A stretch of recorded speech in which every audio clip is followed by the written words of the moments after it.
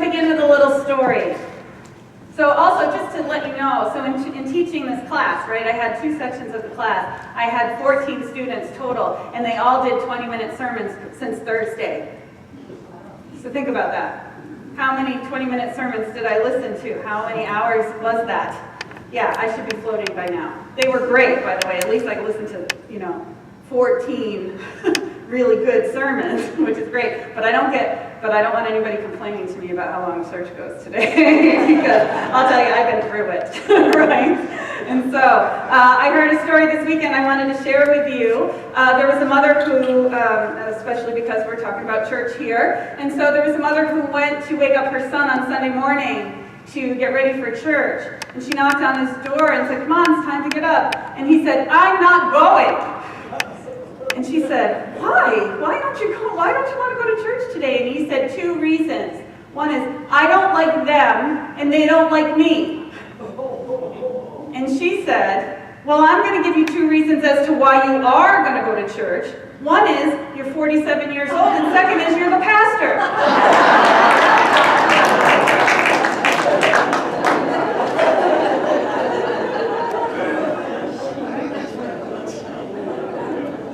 I'm not going to tell you how many times on Sunday morning I roll over. That's not our church. All right, so we are talking about the fruits of the journey today. And this sermon, it's funny how, again, I always share how amazed I am at that we put these things together so far in advance, and then when it comes time for it, there's a divine perfection as to why it's unfolding. And so a couple weeks back, I was prepping for the month, and I was doing some visioning and contemplation and prayer work in my office. And I don't usually do it here. I usually do it at my home office or out in my meditation gardens or wherever. And I was sitting there in meditation, and I opened my eyes, and I had this title for a long time, The Fruits of the Journey. And I thought about it and was like, I don't know, what is that? I don't know what that is. Before I went Googling and, diving into my library or whatever, I did some contemplation. And I opened my eyes, and I saw this framed picture that's in my office that has been there for 5 years. Did you realize that we're coming up on my 5-year anniversary at the beginning of the year? And we're going to have a little party, actually, but you'll hear about that in the coming weeks. We're going to do a big potluck. They asked me what kind of celebration I wanted to have, and truth is, I don't want some big fancy gala or anything for your fancy. I want to have us have time together, and so we're going to do the best potluck ever for my anniversary, and just have an afternoon of some fun together after church. And so that'll be the 9th of December. I'll invite you to come on back and support us and celebrate with us. But anyway, so when I first started, one of my spiritual teachers gave me this beautiful framed picture of a dove that said the fruits of the Spirit. And I looked at that and was like, oh, there it is, right there. I had no idea it was it's been sitting on my by my couch for years. And so this is what they are. This is the fruits of the journey. And this comes from the fruit of the Holy Spirit, which is a biblical term that sums up the 9 attributes of a person living in alignment with God. And it comes from Paul's letter to the Galatians. He says, but the fruit of the Spirit is love, joy, peace, patience, kindness, goodness, faithfulness, gentleness, and self-control. And so these are the fruits, these are the blessings, these are the gifts of life. And when we live close to the Spirit, when we live in alignment with the divine life, when we allow ourselves to realize that we are one with Spirit, and that divine spark that's within us, that thing that makes us who we are, that thing that brings us alive is God in action, these are the gifts.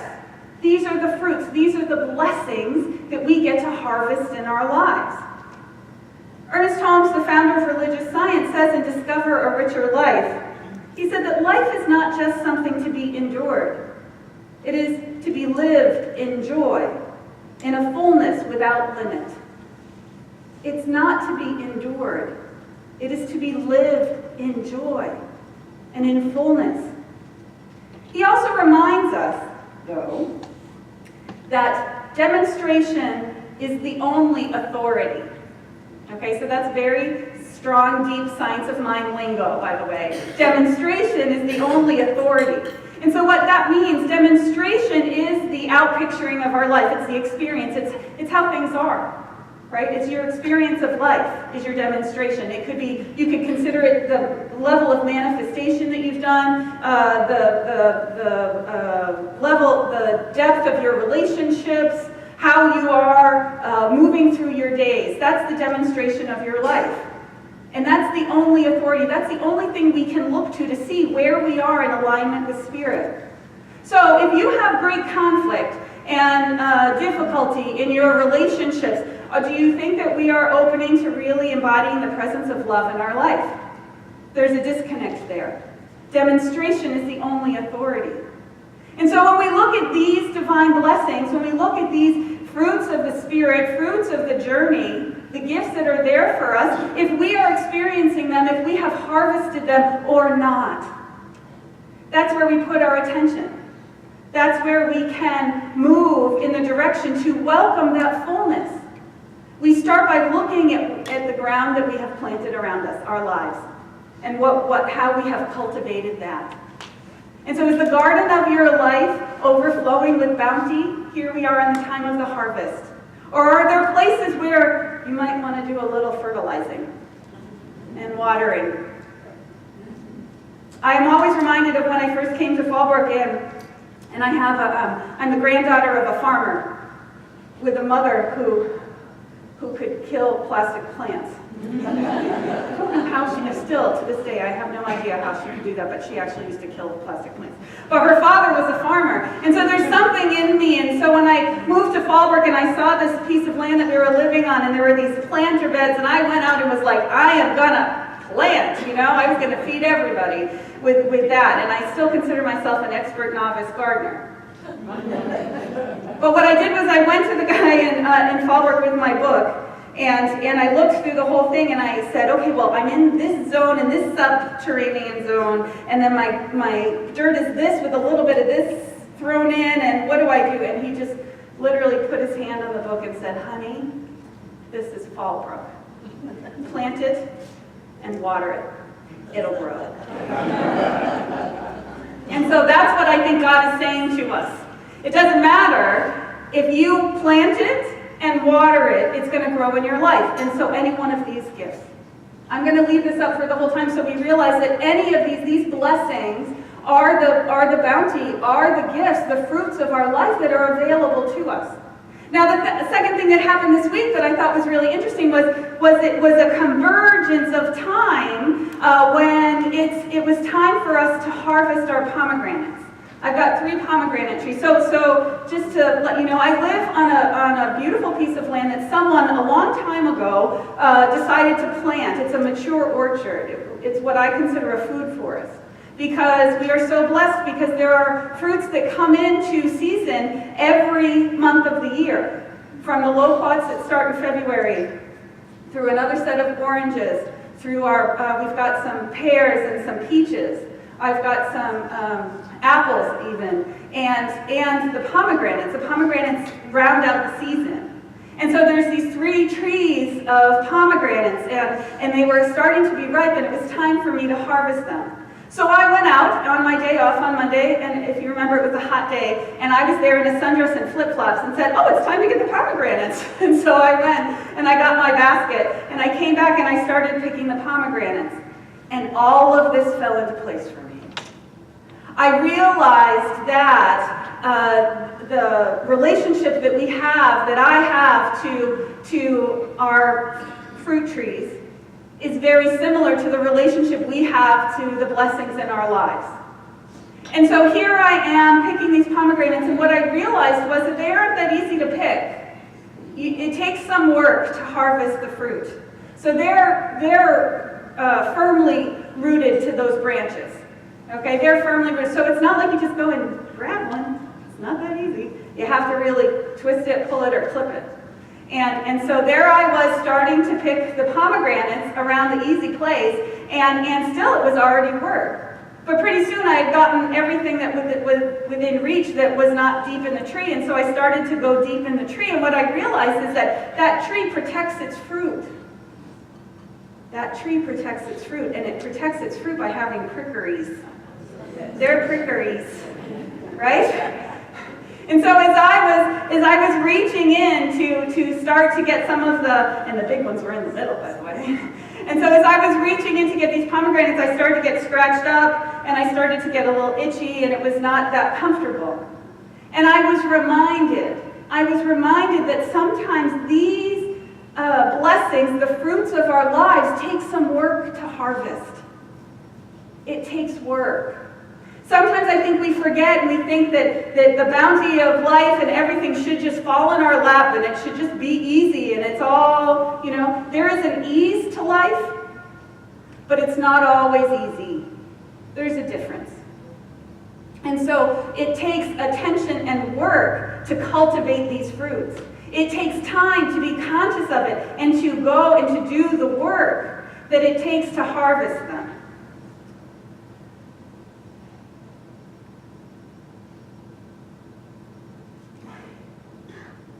And it reminded me that there are moments when the blessings of life actually come through the challenge.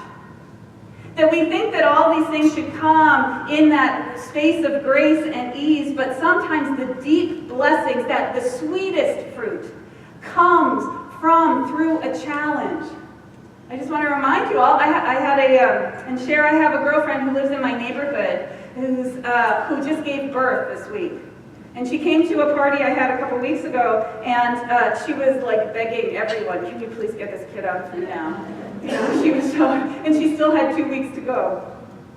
And so I'm reminded, that there's something that what we call childbirth, labor, right? It's labor, and anyone who's had a kid knows, anyone who's watched someone have a child knows what labor looks like. It's not pretty. It's a lot of work. It's a lot painful. It can be, and it is. And yeah, I just remember a flashback now. Okay, put that one away. Okay, but the gift is this. You get the gift. You get the sweetness of the baby. You get the sweetness of the new life. You get to harvest that divine gift into our lives, right? And that we can acknowledge that something wonderful comes from something challenging. That's nature teaches us about how to be in alignment with God. And it also reminded me that sometimes those things that seem like the worst challenges ever, those things that pop up unexpected, those difficulties and challenges are doorways into a sweeter way of being. And so I can say firsthand from the experience of cancer, a diagnosis of cancer can be the most motivating, amazing way to propel you into a greater experience of life. Cancer means change. Cancer means growth. And so there's story after story of people who've been diagnosed with something that have deepened their walk with the divine. Have harvested greater abundance, greater love, greater joy, greater peace through that experience. Same thing with losing a job. Maybe you got let go of a job unexpectedly, and then you find your way to the next experience, and it's the best possible thing that ever could have happened to you. Same thing with a relationship.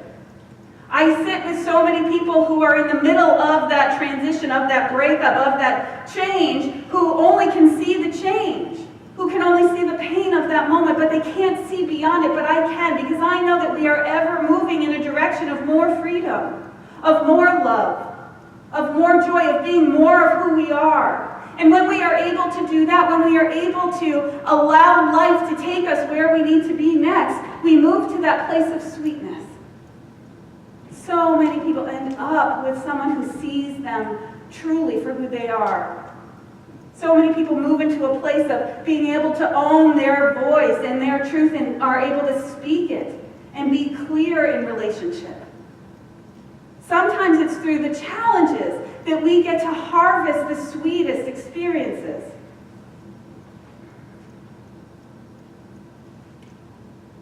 Sometimes our fruit or our blessings come looking like they're an ending, when actually it's just a doorway in the beginning. So if there's a moment that if you're in a moment where it feels like things are falling apart, if you're in a moment where it feels like you're afraid of what's coming or of what's happening, take heart to know that you're not alone in this, that life is supporting you so well, that you can remember that these are the blessings and the gifts to be harvested for you, as you, through you. And when you can allow that process to happen, we can see through the pain and through the fear to a place of light. We can move into that place to have more faith. These are the gifts that we get when we work, do our work, and we connect with God at a deep level. And so when I was out picking this fruit, again, coming back to my story here, as I was out picking this fruit and getting all scraped up and everything, I saw one of the pomegranates a little bit higher up that had been hollowed out. It was left from last year, and the birds had eaten it, and it was this beautiful, I felt like I wanted to do something crafty with it, if I could reach it, but I couldn't. But I wanted to remember it, because it was this, it felt like it was fossilized almost. It was desiccated, it was really dried out and solid, and it was just hanging there open. And what I remembered was, I didn't do this last year. I had forgotten to harvest the pomegranates. I had forgotten to make time to go out and to gather them in. And so what happened was, they fell, some of them fell, most of them got eaten by the birds. You know, I don't think my neighbors came and took them. I don't think they did.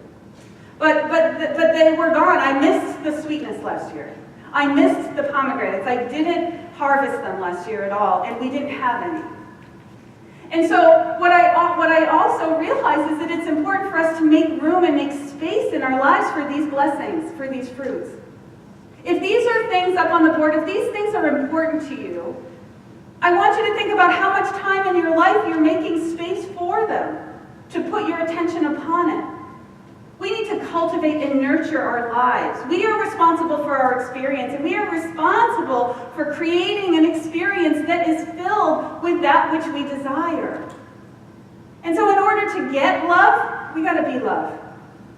In order to have peace, we need to cultivate our relationship with God to understand that we are a part of something greater. How much time do we spend on allowing Spirit to be part of our life? That's where we miss the boat on this.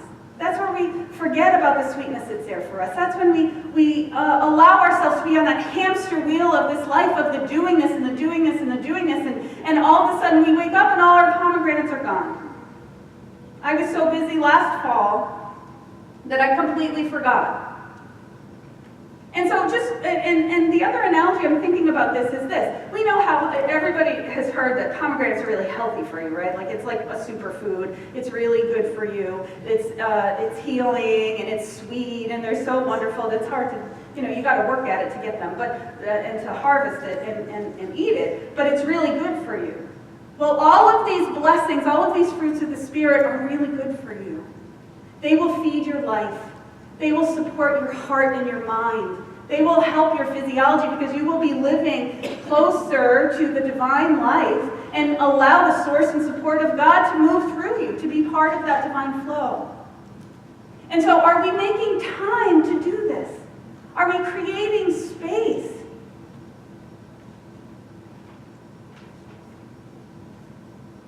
And so there I was, realizing that I was so excited about doing this. And then I had gotten through all of the things that I could reach, right? In my flip-flops, there I was. And this is a really tall, I've got 3 trees, and 2 of them are really, really tall, right? So I got to the place where I had gotten everything I could get. And then I realized, okay, gotta get the ladder. And the only ladder we had was this rickety ladder that I found outside. And I went and I put it by the tree, and there I am in my flip-flops and my sundress. Remember, get that picture. I was not ready for picking pomegranates. And I got all the way, I shimmied up that ladder because you know what, I'm the kind of person, and I've been told I am this person. I'm a get-it-done kind of girl. And so I'm going to get those pomegranates. It's going to be me to do it. And so I shimmied up that ladder and I started reaching for the pomegranates. And at one moment I was on the second to top rung and I was leaning over the ladder and I actually even was in arabesque trying to reach a pomegranate, you know? Yeah. My poor husband's just hearing about this now, by the way. He didn't know that this happened. And in flip-flops. And so there I am reaching up for this pomegranate going, wow, you got to be courageous to do this. And I was like, okay, thank you, God. I got my message for Sunday. Because in order to create space for these things in our lives, we have to have an amount of courage. We need to step into our courage to be willing to allow these fruits to be part of who we are. It takes courage to be vulnerable and to be authentic so you can share yourself and deepen your relationship. It takes courage to have faith in a world that seems to be running off the rails. To know that something good is coming forward in this life. It takes courage to stand up and speak your truth and to have self-control and not give in to the reactive nature of the world. It takes courage to be aligned with that divine presence of God instead of getting sucked in to that craziness of what's happening now. And so it takes courage to allow ourselves to harvest the fruits of our lives. It takes courage to be a person of God in a secular world. It takes courage to know that there is something greater operating in this life that loves you completely, so much that it wants you to be you in all your quirky, individualized ways. And so I was reminded of that beautiful poem by Robert Frost, The Road Not Taken. And I thought I'd share it with you today. He says, 2 roads diverged in the yellow wood, and sorry I could not travel both, and be one traveler, long I stood, and looked down one as far as I could to where it bent in the undergrowth. Then took the other as just as fair, and having perhaps the better claim, because it was grassy and wanted wear. Though, as for that, the passing there had worn them really about the same. And both that morning equally lay in leaves no step had trodden black. Oh, I kept the first for another day. Yet knowing how way leads on to way, I doubted if I should ever come back. I shall be telling this with a sigh, somewhere ages and ages hence. 2 roads diverged in a wood, and I took the one less traveled by. And that has made all the difference. That has made all the difference. And so we are at choice as to how we navigate our lives. We are at choice as to how we want to align with life itself. We can open to being that divine emanation and live so close to the Spirit and know that that's more real than anything else. Or we can allow the noise of what's happening in the world today rob us of our joy. Fill us with fear. Take away our peace of mind. Create division so deep that love seems like some crazy dream. To be so reactive to ourselves and to each other that all we create is conflict. You can see how easy that would be to get sucked into that, right? I'm encouraging us to take the road less traveled, to step higher into a place of knowing this divine life unfolding as us. Because when we do that, we get to harvest these glorious, sweet, juicy fruits of life. Love, peace, patience, kindness, joy, goodness, faithfulness, gentleness, self-control. These are glorious gifts, but it's going to take some work. We need to have the divine time create space and allow that divine time. Because these are also fruits, right? And so the other thing about this is that fruits become ripe when they're ready. They become ripe. You can't just go, I can't go in June and pick the pomegranates. They wouldn't be ready. They would not be sweet. So we have to allow our spiritual connection, our spiritual practice to have patience enough to allow that fruit to ripen in its own divine time for us to harvest it. And so it's about being awake to the process. It's about waking up to the gifts that are around us and staying connected completely all the time to that which we know about God and about our connection to it and to life itself. It comes down to a choice. We have a choice to recognize and accept the sweetness of life. And in order to do that, we need to slow down. We need to pause. We need to open our eyes. And we need to allow ourselves to be. And so in this week, I invite you to look around at the bounty of your life, to see what needs a little bit more nurturing and maybe a little bit more water, what you can water and fertilize in your world, and what are those gifts that are ready to be harvested. Because through a little bit of work, a little bit of courage, and a little bit of faith, you can have the glorious bounty, the fruits of the Spirit. And that's what I want for each and every one of you. And so